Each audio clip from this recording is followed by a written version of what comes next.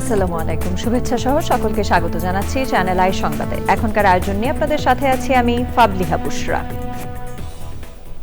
শুরুতেই চলুন দেখে নিই ফ্রেশ আটা ময়দা সুজি সংবাদ শিরোনামগুলো। ঘরের মাঠে পাকিস্তানকে হোয়াইট ওয়াশ করে ইতিহাস গড়ল বাংলাদেশ। টেস্ট র্যাঙ্কিংয়ে ভারতকে পেছনে ফেলে 5 নম্বরে উঠে টেস্টে টাইগারদের নবজাগরণ। আনসার ও গ্রাম প্রতিরক্ষা বাহিনীকে আরও সুশৃঙ্খল করার পরিকল্পনার কথা বললেন প্রধানমন্ত্রী। শৃঙ্খলা, দেশপ্রেমে প্রযুক্তি নির্ভর মানবিক বাহিনী হয়ে উঠবে প্রত্যাশা। চাঁদাবাজি, মব ভায়োলেন্স কঠোরভাবে দমনে নতুন ডিএমপি কমিশনারের ঘোষণা। থানায় কেউ হয়রানির শিকার হলে অভিযুক্তের বিরুদ্ধে তাৎক্ষণিক ব্যবস্থার নির্দেশ। এবং বেইজিংয়ে ভ্লাদিমির পুতিন শি জিনপিং বৈঠকে বাণিজ্য, জ্বালানি, প্রতিরক্ষা সহযোগিতা ও ইরান যুদ্ধ নিয়ে আলোচনা, একাধিক চুক্তি সই।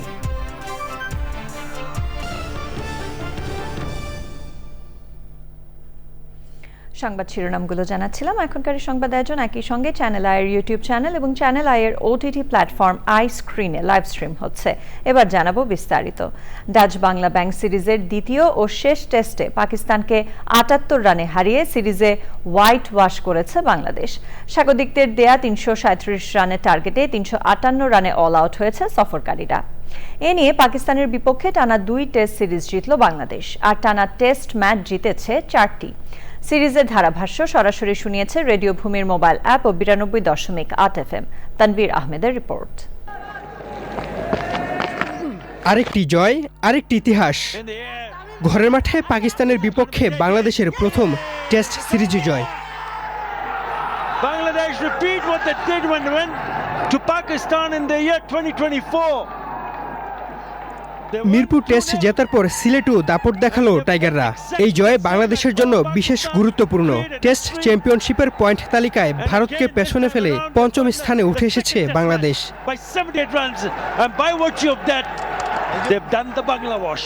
জিততে রান তাড়ায় বিশ্ব রেকর্ড করতে হতো পাকিস্তানকে। তবে চতুর্থ দিন শেষে টাইগার বোলারদের দাপটে জয়ের দ্বারপ্রান্তে ছিল বাংলাদেশ। অলৌকিক কিছু না ঘটলে এই টেস্টে বাংলাদেশের জয় আটকানো ছিল কঠিন। তবে ৫ম দিন সকালে রিজওয়ান আর সাজিদ খানের পার্টনারশিপ ভয় ধরিয়ে দেয়। টেল এন্ডার সাজিদ খানকে আউট করে স্বস্তি ফেরান তাইজুল ইসলাম।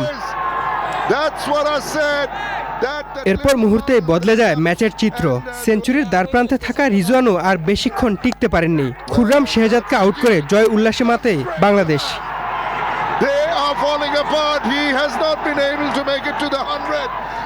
এ নিয়ে বাংলাদেশ টানা 4 টেস্ট ম্যাচ জিতল পাকিস্তানের বিপক্ষে। নিজেদের টেস্ট ইতিহাসে আর কোনো দলের বিপক্ষে টানা এত ম্যাচ জিততে পারেনি বাংলাদেশ। দ্বিতীয় ইনিংসে 120 রানে তাইজুল নিয়েছেন 6 উইকেট। সব মিলিয়ে এই টেস্টে তার উইকেট সংগ্রহ 9টি। টেস্টে এ নিয়ে 18 বার ইনিংসে 5 উইকেট নিয়েছেন তাইজুল।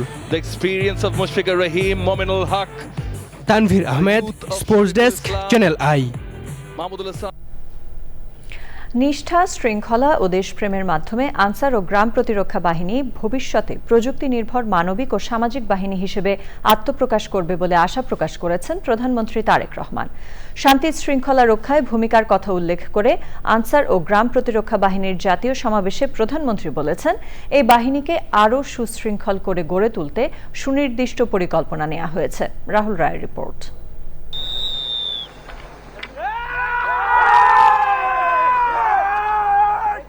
দেশের শান্তি শৃঙ্খলা রক্ষায় আস্থার নাম বাংলাদেশ আনসার ও গ্রাম প্রতিরক্ষা বাহিনী। সামাজিক সংহতি রক্ষায়ও এই বাহিনীর ভূমিকা গুরুত্বপূর্ণ। গাজীপুরের শফিপুর আনসার ক্যাম্পে বাহিনীর 46তম সমাবেশে যোগ দেন প্রধানমন্ত্রী তারেক রহমান। মুক্তিযুদ্ধে আনসার বাহিনীর বীর শহীদ সদস্যদের প্রতি শ্রদ্ধা জানান প্রধানমন্ত্রী। কুচকাওয়াজ সহ নানা প্রদর্শনী ছিল বাংলাদেশ আনসার ও গ্রাম প্রতিরক্ষা বাহিনীর সদস্যদের। বক্তব্যে বাহিনীর গুরুত্বপূর্ণ ভূমিকার কথা স্মরণ করেন প্রধানমন্ত্রী। আনসার ও ভিডিপির 4টি প্রধান স্তম্ভ, ব্যাটালিয়ন আনসার, অঙ্গীভূত আনসার, থানা বা উপজেলা আনসার এবং ভিডিপি ও টিডিপি, এই প্রতিটি শক্তি সমন্বিতভাবে দেশের নিরাপত্তা ও তৃণমূলের আর্থসামাজিক উন্নয়নে গুরুত্বপূর্ণ ভূমিকা রেখে চলছে। বিভিন্ন সময় দেশের বিভিন্ন পরিস্থিতিতেও আনসার ও গ্রাম প্রতিরক্ষা বাহিনী বিশেষ ভূমিকা পালন করে থাকে।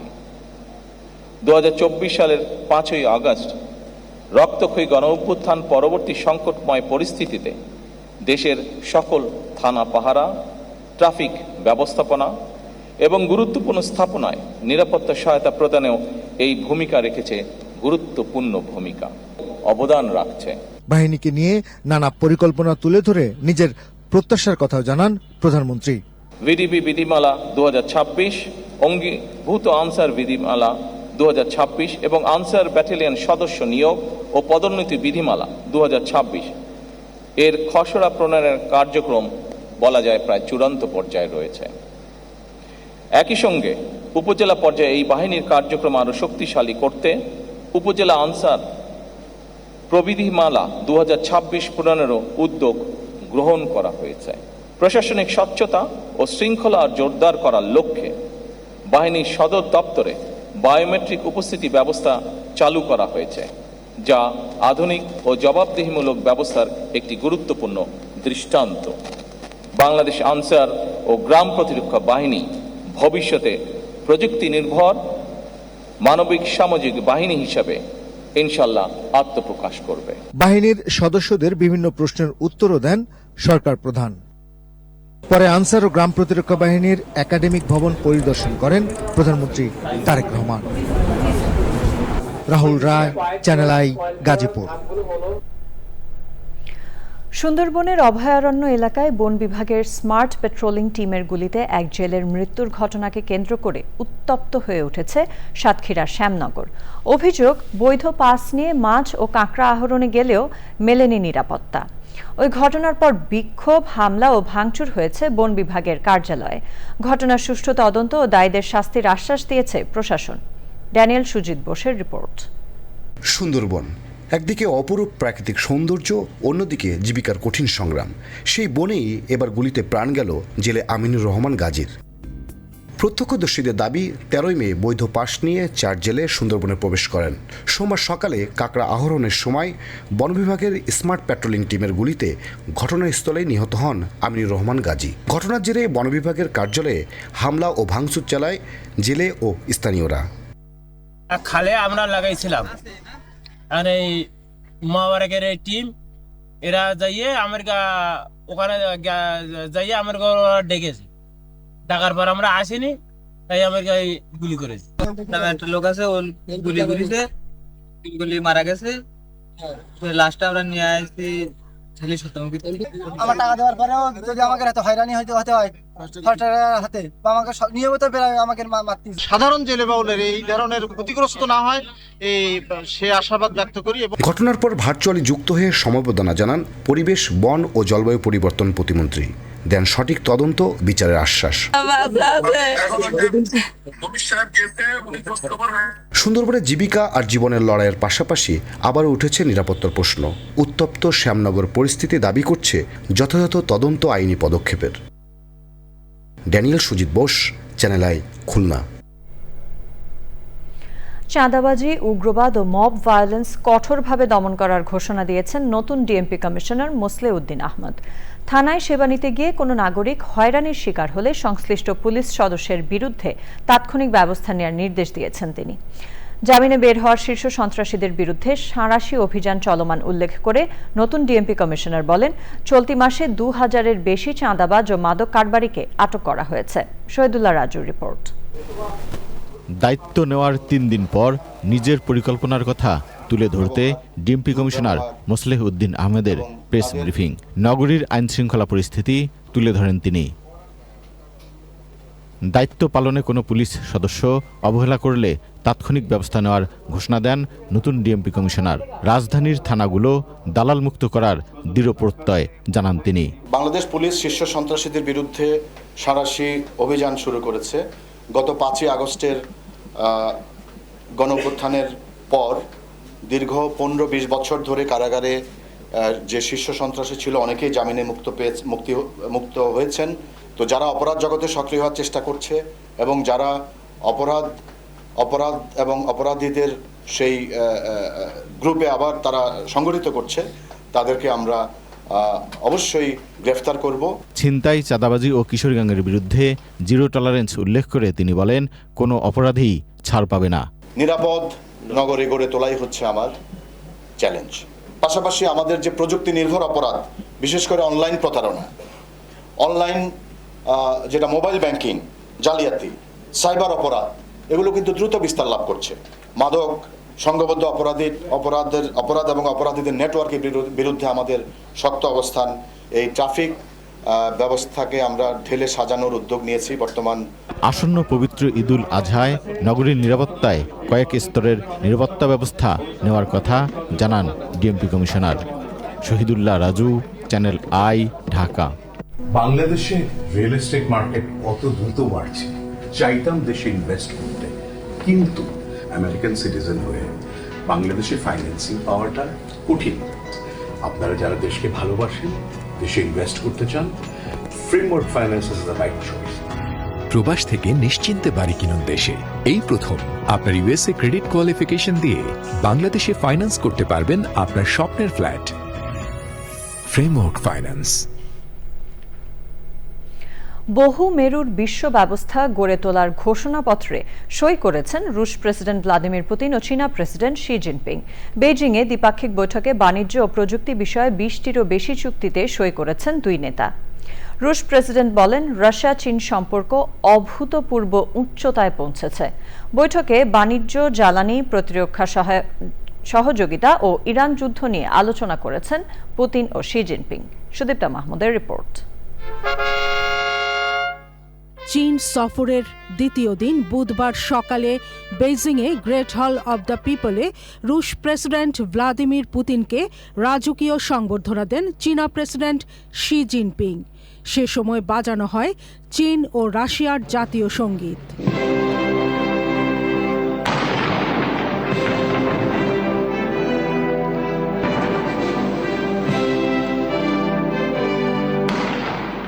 এরপর শুরু হয় দুদেশের প্রেসিডেন্টের বৈঠক।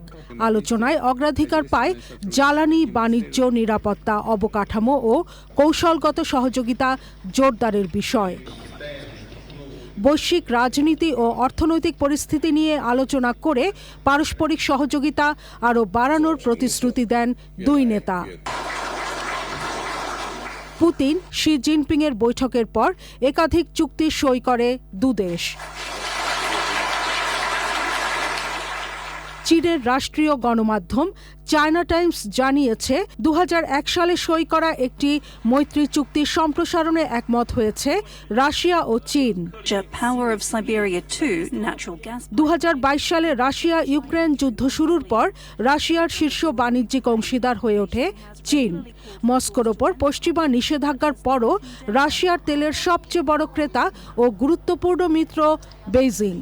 রাশিয়া থেকে কম দামে জ্বালানি পেতে আগ্রহী চীন, আর ড্রোন উৎপাদন সহ বিভিন্ন ক্ষেত্রে চীনের প্রযুক্তির ওপর নির্ভরশীল Russia. Sudipta Mahmud, channel I. প্রিয় দর্শক, আপনারা দেখছেন চ্যানেল আই সংবাদ। সময় হয়ে গেল একটি বিরতি নেবার। ফিরে এলাম নিটোল টাটা কৃষি সংবাদ নিয়ে।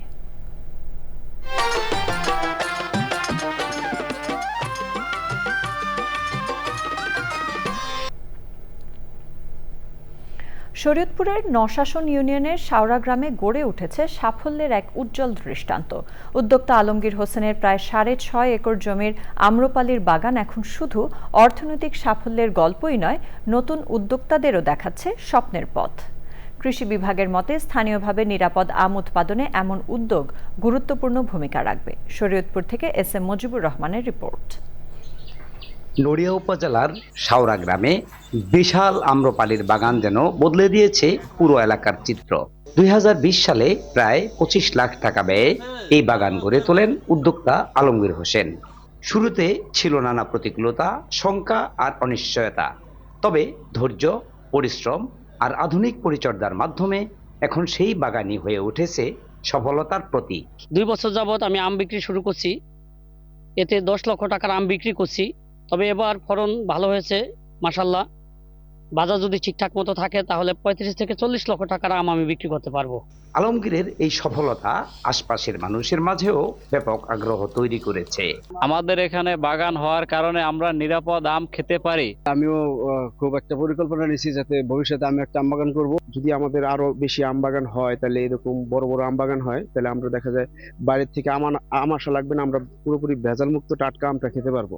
সঠিক পরিচর্যা ও আধুনিক ব্যবস্থাপনার মাধ্যমে একটি আম্রপালির বাগান থেকে 10 থেকে 12 বছর পর্যন্ত ভালো ফলন পাওয়া সম্ভব। 10 থেকে 12 বছর ভালো ফলন হয়, এরপরে আমটা ছোট হয়ে আসে, এরপর ফলনটা কম হয়ে আসে। প্রচলিত কৃষির পাশাপাশি উচ্চ মূল্যের ফল চাষে নতুন উদ্যোক্তা তৈরি করতে কাজ করছে কৃষি বিভাগ। যদি স্থানীয়ভাবে ফল উদ্যোক্তা তৈরি করা যায় তাহলে নিরাপদ ফলের উৎপাদন বৃদ্ধি পাবে, পুষ্টি ঘাটতি পূরণে সহায়তা হবে এবং এতে করে আমদানি নির্ভরতা কমবে। অনাবাদি জমিকে কাজে লাগিয়ে পরিকল্পিত ফল চাষ যে বদলে দিতে পারে একজন মানুষের ভাগ্য, আলমগীরের আম্রপালির বাগান তারই এক উদাহরণ। SM Mujibur Rahman, channel I, Shariatpur. এবার প্রকৃতি সংবাদ।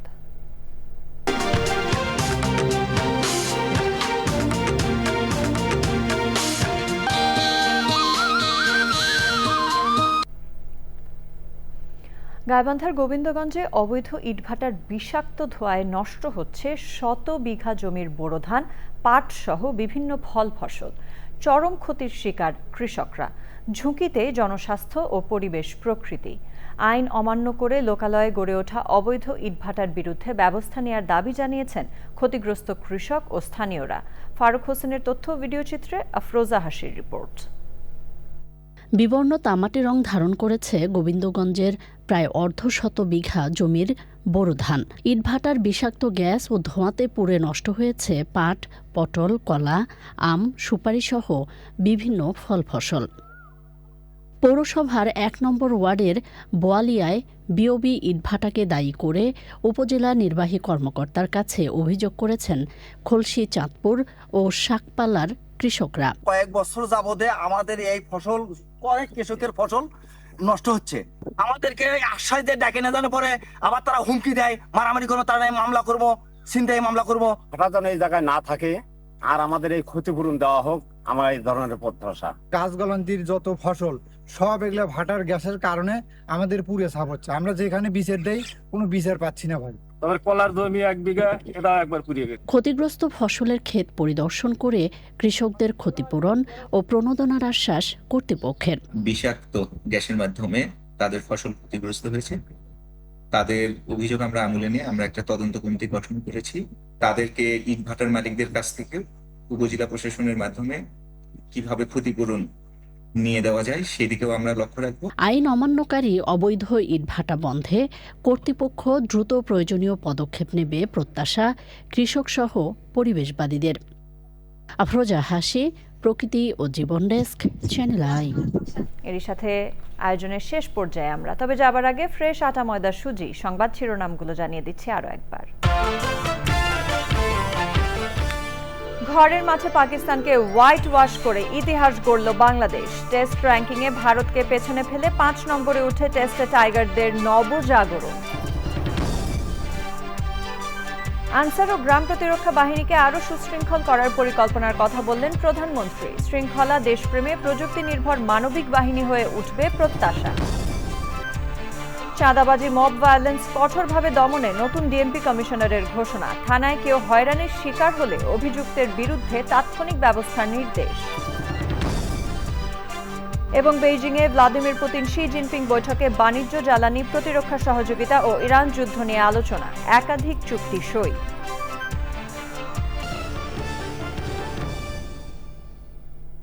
আমাদের পরবর্তী সংবাদ দেখার আমন্ত্রণ জানিয়ে শেষ করছি। এতক্ষণ সাথে থাকার জন্য ধন্যবাদ সবাইকে।